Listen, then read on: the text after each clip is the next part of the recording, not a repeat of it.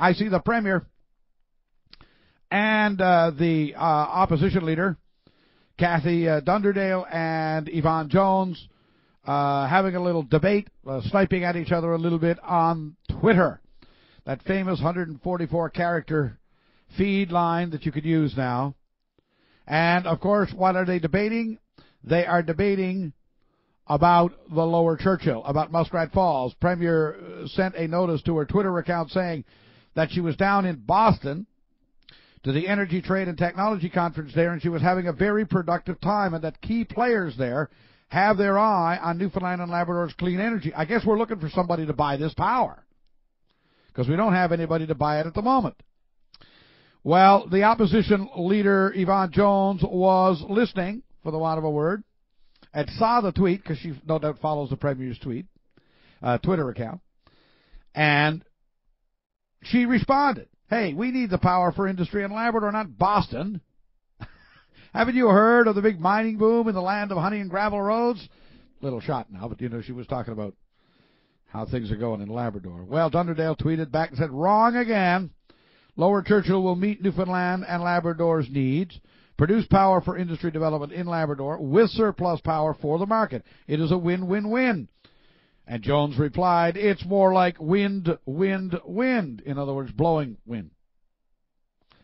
And it's more like wind, wind, wind. Open the House of Assembly, she says. How much power for industry in Labrador? What's the price? Quebec is ahead on this one. Very sad. Well, the Premier had to respond again. She said, well, what is sad and scary, now she takes a shot, right, is that you have chosen to know so little about this subject. Ooh. Anyway, the House of Assembly don't open until sometime this spring. We're going to go say hello to Ray on line 3. Hi, Ray. Good morning, Randy. How are you this morning? I am well, sir. How are you? Very good. My first comment this morning, and maybe it's not on a very important topic, particularly compared to some of the topics you've been just talking about, but is this business of twittering between the Premier and the Leader of the Opposition. Yeah, that's fun. Yeah, that's fun. That's, to me, is much ado about nothing. I guess one would have to accept in this day and age, although maybe it's out of my age category, is this Twitter business. It is a form of social media communication. It is. And, I noticed the Telegram carried an article on it, and people in the news media are talking about it a lot. But anyway, to me, it doesn't mean a heck of a lot. That's my personal opinion on it. I think it's much to do about nothing. Right. And the other thing I wanted to comment on was make a few comments on was the opening of the House of Assembly. And the first point on that one is that, this is not the first time it's happened. In the election of 2007, 2008, I think we had the same type of thing. There was no House of Assembly open in the fall. It didn't open until the spring. Right. I think I'm right in saying that. Yeah. And I don't remember the same type of media outcry on that one as we're getting right now. That's the first point. The other point is that, our MHAs are still working. They're not on a holiday or anything, and they're still accessible. Yeah. And I know, for example, I'm in Topsail District myself, and I know that certainly Mr. Davis, I think anybody could call him, any of his constituents at any time, and he's available. He's readily available and certainly will respond. Mm-hmm. And the third point I put down here was, we have some new ministers, and we have some, I guess, veteran ministers with new portfolios, and, they need to be given a chance to get up to speed and to get their sea legs in their respective departments. Right. So you've got no problem with the House being closed? No, I don't. And, the fourth point I was going to make was if something urgent comes up, I know there's some discussion on but Muskrat Falls and whatever, but if something urgent comes up, nothing which says that you can't open the House.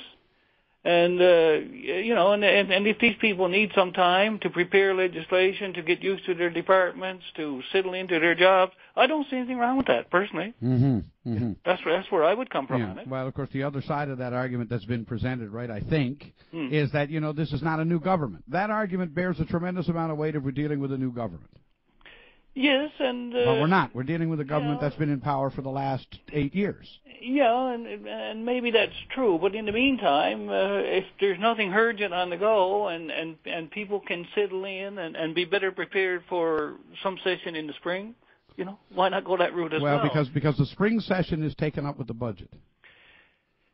Yes. All right, and they'll run their 4 or 5 weeks, and basically what they'll do over that period of time, they run their 4 or 5 weeks, and what really gets focused on there are the estimates for each department and the budget. Yeah. Well, And so that session gets hijacked. Yeah. Whereas if you had a session in the fall where basically you have an open House of Assembly and anything can go, then the whistleblower legislation that we were promised would be on the table now. The debate over Muskrat Falls and a vote on it would be happening now. Yeah. The need for to meet to a promise that the Conservatives made a long time ago about things like an outdoor rights act on how people could what was protected for people from the point of view of how they use the outdoors, protecting lakes and lands and trailways, etc. All of that stuff could be done, and it would be done at a time when you're not focused on the budget. The point is, though, in election time, there's a preparation time for election, and there is a disruption in the past government and the new government. I believe that's true. Yes. Yes, and in that sense, I think that that they need some time if it's necessary. If there's something urgent that comes up, the Muskrat Falls seems to be the big thing that people are talking about. They got elected on October the 9th. Yes, I know, but I'm just saying that the province of Ontario, by the way, has been back in the office and back into the House for 2 weeks. And maybe there's some reason for that. Like I said, if something hurts. Well, of course, the argument they made in Ontario, the reason for it is the fact that they never changed the government. It's the same government. Yeah. Well, as I say, I still think that there's nothing wrong with it, providing that if they're going to be better prepared in the spring. And if there's something urgent comes up, the door is open whereby they can open the House of Assembly. The Muskrat Falls, to me, is on hold right now. The PUB is doing a study and so on. Oh, no, Muskrat Falls is not on hold, Ray. Well, it's not on hold from the point of view it's still in discussion, but still there's still information. What do you think about them having a debate on it this spring and no vote?